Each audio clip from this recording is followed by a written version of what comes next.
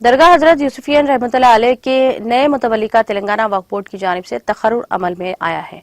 वक्फ board chairman Mohammad मसूला Khan ने high court के हुक्म के मुताबिक मोहम्मद हुसैन अली शाह उर्फ सोफियान बाबा को दरगाह हजरत यूसुफियन के मुतवल्ली मुकर्रर किया है।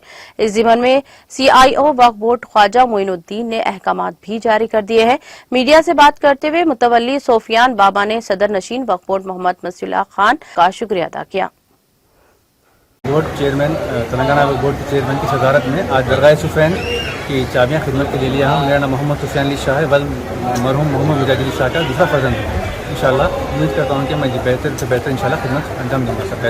कौन से सेक्शन के तहत दिया साहब? 63 सेक्शन के तहत। तो फाइनेंशियली आपको जो है पावर है सर? जी अभी तो वो वक्फ बोर्ड डिसाइड करेंगे इंशाल्लाह। खिदमत मिल गई। 63 बोलो तो 1 साल के लिए रहता सर, टेम्पररी बोल रहे हैं। आप कोर्ट से ऑर्डर ला के लिए या आपको वक्फ बोर्ड खुद बुला के दी साहब? वो वक्फ बोर्ड से रब्ता कर लिए बेहतर।